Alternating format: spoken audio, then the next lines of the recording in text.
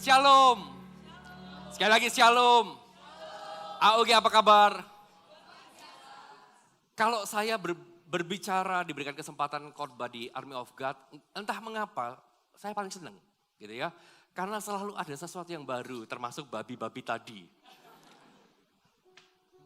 Saya nggak bisa tidak ketawa. Tadi babi-babi itu begitu gemoy.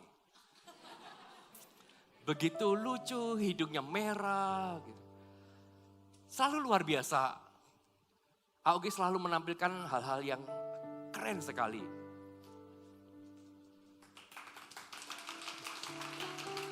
Keren. Keren PAW-nya keren, choir-nya keren. Selalu, jadi kalau diundang di AOG itu saya selalu senang, selalu suka cita. Makanya coba katakan kanan kirinya, kamu keren banget.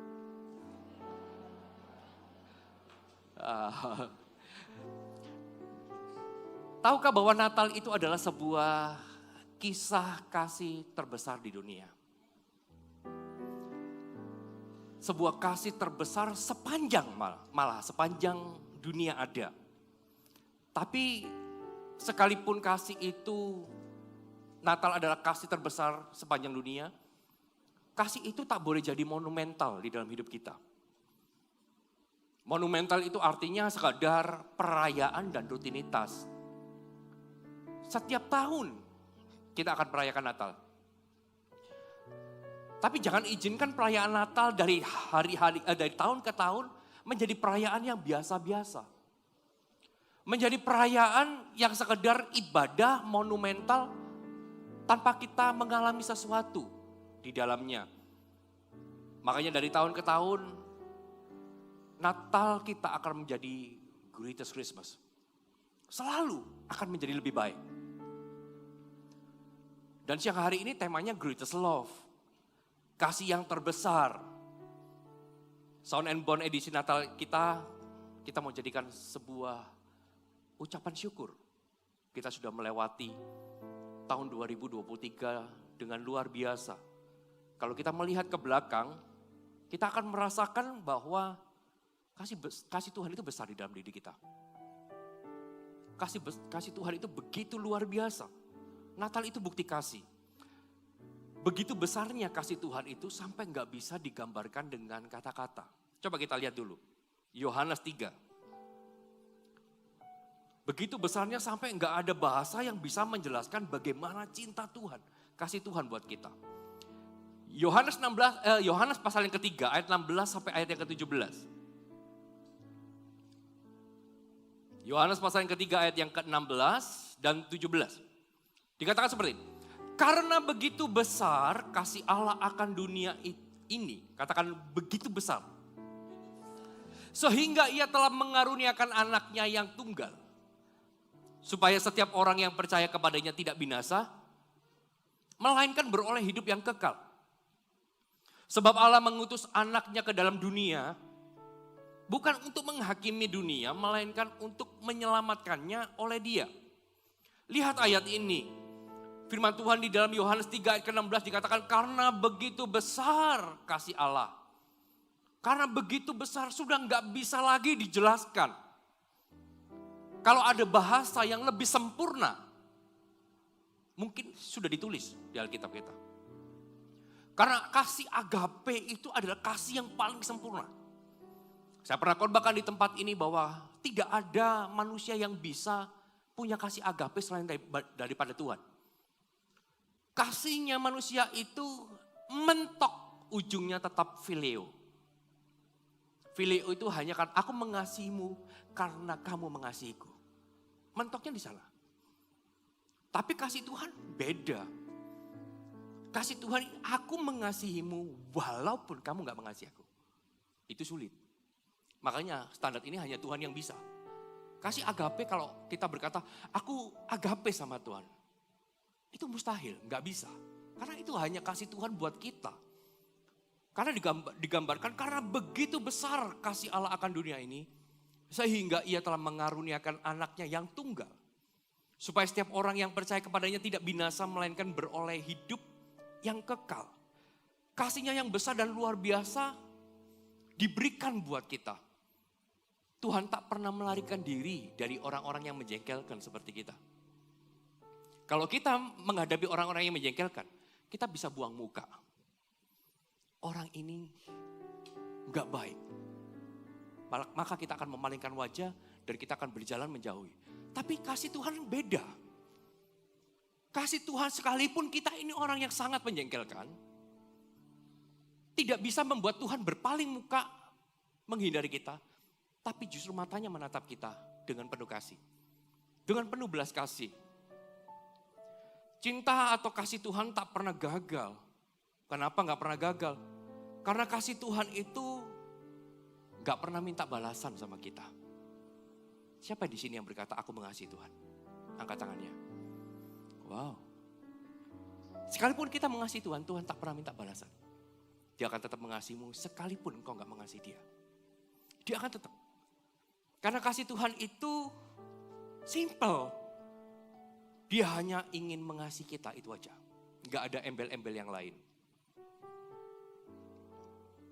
Firman Tuhan, saya ambil dari drama yang tadi ya. Supaya kita bisa menjelaskan, bisa belajar lebih dalam. Kenapa disebut greatest love? Kasih yang terbesar. Coba, Lukas 15. Lukas 15 ayat yang ke-11 sampai 24. Ini adalah drama yang tadi. Perumpamaan tentang anak yang hilang. Lukas 15 ayat ke-11 dikatakan, Yesus berkata lagi, ada seorang mempunyai 2 anak laki-laki. Kata yang bungsu kepada ayahnya, Bapa, berikanlah kepadaku bagian harta milik kita yang menjadi hakku. Lalu ayahnya membagi-bagikan harta kekayaan itu di antara mereka. Beberapa hari kemudian anak bungsu itu menjual seluruh bagiannya itu lalu pergi ke negeri yang jauh. Di sana ia memboroskan harta miliknya itu dengan hidup berfoya-foya. Setelah dihabiskannya semuanya, timbullah bencana kelaparan di dalam negeri itu dan ia pun mulai melarat. Lalu ia pergi dan bekerja kepada seorang majikan di negeri itu. Orang itu menyuruhnya ke ladang untuk menjaga babinya. Lalu ia ingin mengisi perutnya dengan ampas yang menjadi makanan babi itu. Tetapi tidak seorang pun yang memberikannya kepadanya. Lalu ia menyadari keadaannya, katanya betapa banyaknya orang upahan Bapakku yang berlimpah-limpah makanannya. Tetapi aku di sini mati kelaparan. Aku akan bangkit dan pergi kepada Bapakku dan berkata kepadanya, Bapa, aku telah berdosa terhadap sorga dan terhadap Bapa. Aku tidak layak lagi disebut anak Bapa. Jadikanlah aku sebagai salah seorang upahan Bapa. Maka bangkitlah ia dan pergi kepada bapaknya. Dan ketika ia masih jauh, ayahnya telah melihatnya. Lalu tergeraklah hatinya oleh belas kasihan. Ayahnya itu berlari mendapatkan dia lalu merangkul dan mencium dia dan terhadap Bapa. Ayat berapa tadi? Anak itu datang kepadanya, ayat 21. Bapa, aku telah berdosa terhadap surga dan terhadap Bapa. Aku tidak layak lagi disebutkan anak Bapa. Tetapi ayah itu, 22, berkata kepada hamba-hambanya, lekaslah, bawa kemari jubah yang terbaik, pakaikanlah itu kepadanya dan kenakanlah cincin pada jarinya dan sepatu pada kakinya. Dan ambillah anak lembu tambun itu, sembelihlah dia, marilah kita makan dan bersukacita. Sebab anakku ini telah mati dan menjadi hidup kembali, ia telah hilang dan didapat kembali. Maka mulailah mereka bersukaria. Katakan amin. Dari gambaran firman Tuhan ini, dari gambaran drama kita bisa melihat. Kenapa sih disebut greatest love? Mengapa disebut kasih yang terbesar? Kasih Tuhan kasih yang terbesar. Yang pertama karena kasihnya itu memberi, bukan mengambil. Tuhan tak pernah mengambil sesuatu di dalam diri kita, tapi justru ia memberi. Kita bisa melihat kepada anak yang bungsu ini, ketika ia datang kepada bapaknya, dia minta semua harta, semua warisan untuk diberikannya. Dia mulai habiskan hartanya, bersenang-senang, berfoya-foya, hidup di dalam dosa. Sometimes kita mengira bahwa kalau Tuhan berkata tidak sama kita, itu berarti Tuhan take it something. mengambil sesuatu. Padahal Tuhan tak pernah mengambil. Tuhan itu memberi. Kalau ada sebuah larangan, perintah dan larangan yang Tuhan berikan buat kita. Tujuan Tuhan itu bukan mengambil kesukaan kita. Tuhan ini bisanya cuma mengambil apa yang aku suka. Apa yang aku senang. Tuhan tak pernah mengambil. Tapi justru Tuhan itu memberi sama seperti Bapa. Saya percaya bahwa ini bukan kali yang pertama anak itu datang kepada Bapa lalu minta hartanya. Mungkin ini yang kedua atau yang ketiga kali sehingga Bapa itu dengan besar hati, ya sudah ambil saja. Karena meminta harta warisan sebelum orang tuanya meninggal. Itu suatu kekejian. Mungkin pernah si bungsu ini datang minta, Bapak berikan kepadaku harta itu. Bapak kan belum mati. Memangnya kalau Bapak kasih ke kamu, kamu mau buat apa? Suka-suka gue. Aku mau ini, mau itu, kan suka-suka, itu kan hakku, yes. Kalau Bapak mati itu hakmu. Tapi nggak bisa, kamu belum dewasa, kamu belum bisa dikasih kepercayaan, dan Bapak tahan itu. Mungkin ini yang kedua. Kenapa sih Bapak larang-larang? Aku mau kumpul-kumpul sama temanku, itu kan hakku. Yang kedua Bapak kasih, ambil. Apa yang kita kira Bapak itu memberikan izin, justru ujungnya maut. Tapi apa yang kita kira ketika Bapak bilang tidak boleh, ujungnya nggak maut, ujungnya justru kemuliaan. Bapak nggak pernah mengambil, justru dia memberi. Yang berharga satu-satunya dia kasih buat kita. Yesus itu dikasih buat kita. Kenapa? Ya karena dia hanya bisa memberi, bukan mengambil. Mungkin seolah-olah kita diizinkan kehilangan sesuatu, kehilangan kebebasan. Tapi ujungnya Tuhan gak pernah mengambil. Ujungnya Tuhan memberi kehidupan buat kita. Sama dengan si bungsu. Seolah-olah seperti diambil kebebasannya. Sebetulnya justru itu memberi kehidupan, memberi batasan supaya nggak jatuh lebih dalam dan lebih dalam. The greatest love, kasihnya memberi bukan mengambil. Lalu yang berikutnya, kenapa disebut greatest love? Karena kasihnya itu menyempurnakan yang nggak sempurna. Siapa di sini yang berkata aku ini sempurna? Angkat tangannya. Gak ada ya? Termasuk saya juga gak berani angkat tangan. Karena saya tahu saya juga gak sempurna. Tapi kasih Tuhan di dalam hidup kita menyempurnakan kita. Orang-orang yang gak sempurna. Anak bungsu datang, aku ini berdosa terhadap Bapa, terhadap sorga juga. Aku akan kembali kepada Bapa, tapi Bapa mau gak yang ngampuni? Aku ini orang yang jatuh. Aku ini orang yang sudah hancur. Orang yang penuh dengan dosa. Aku ini orang yang gak sempurna, sudah cacat. Tapi apakah Bapa mengampuni? Justru kasih Tuhan itu menyempurnakan kita, orang-orang yang gak sempurna. Kalau hari ini kita berkata, aku ini gak sempurna. Kasih Tuhan datang untuk menyempurnakanmu. Bahkan kita bisa melihat, bukan hanya si bungsu ini. Orang-orang yang terlibat di dalam kelahiran Tuhan Yesus. Dari Maria, gembala-gembala, para majus. Mereka bukan orang yang sempurna. Tapi kehadiran Tuhan Yesus menyempurnakan mereka semua. Mereka orang biasa. Orang yang gak sempurna. Tapi kasih Tuhan itu yang begitu luar biasa. Menyempurnakan kita. Makanya di penghujung tahun kita mau berdoa ini. Tuhan tahun depan tetap sempurnakan kami ya. Kami orang gak sempurna Tuhan. Tapi karena kasih Tuhan, dari hari ke hari, bulan ke bulan, tahun ke tahun, kami terus-terus menjadi sempurna. Katakan amin. Katakan amin. Yang setuju berikan kemuliaan buat Allah kita. Haleluya. Yang ketiga, ini pesan Natal yang ketiga. Kenapa disebut the greatest love?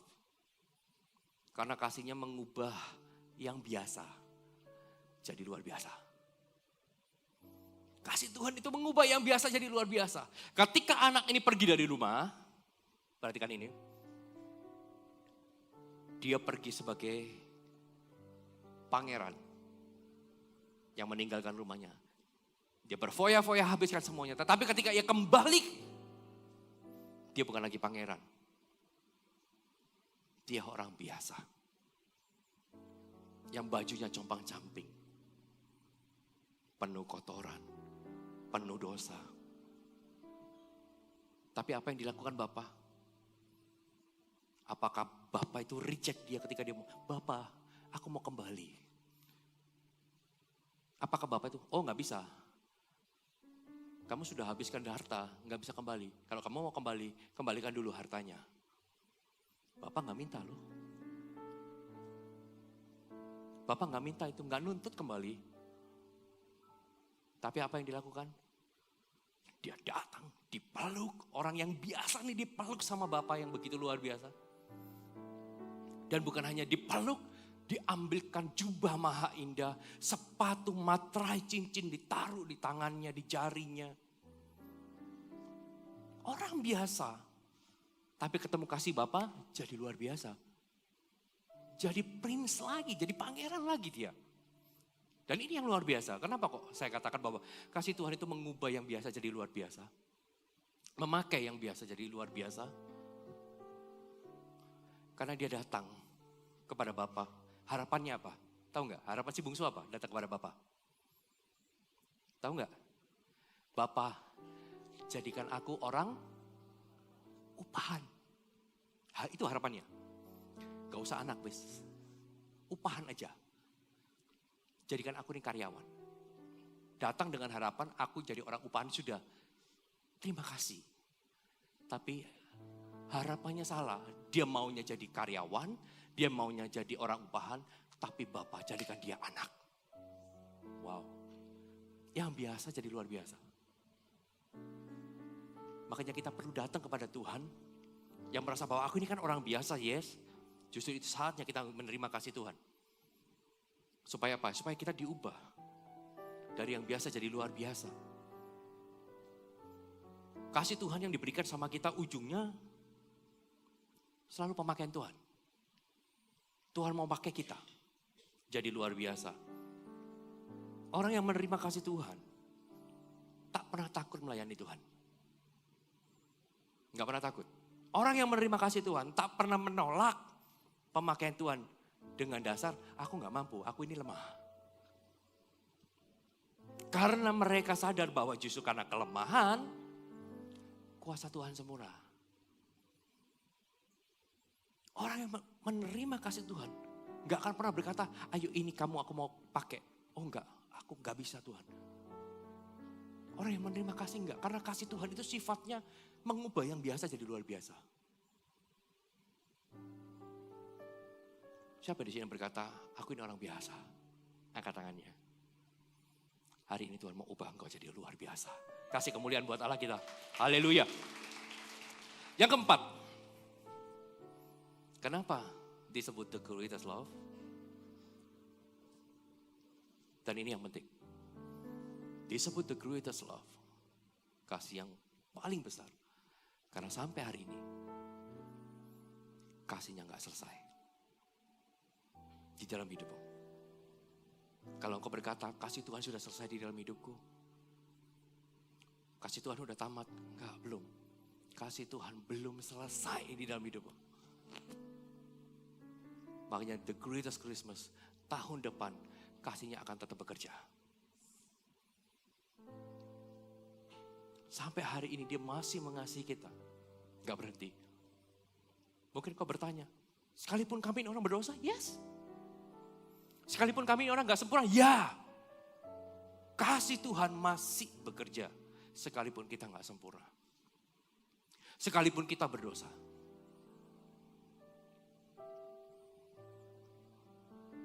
Makanya kalau kita sadar kita ini dikasih sama Tuhan. maka besok harus jadi lebih baik. Besok harus jadi lebih baik. Kasih Tuhan belum selesai, gak berkesudahan malahan. Tadi bicara dengan companion, salah satu companion, bahwa hari ini ibadah terakhir loh. Karena besok mau pergi sekolah di luar negeri. Kasih Tuhan gak selesai loh, sampai sekarang, Sam. Sampai kau di luar negeri nanti kasih Tuhan akan tetap ada. Buat yang tahun ini tahun terakhir di Malang mungkin ada yang pindah, pulang bahkan. Dimanapun kau berada, kasih Tuhan gak selesai.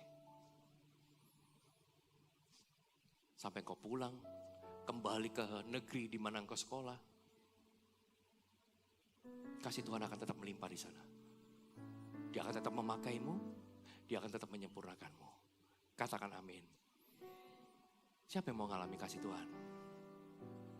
Saya undang semua bisa bangkit berdiri. Nyembahmu, Tuhan dan Rajaku, memujimu, Yesus kekasih jiwaku, mengikutimu seumur hidupku.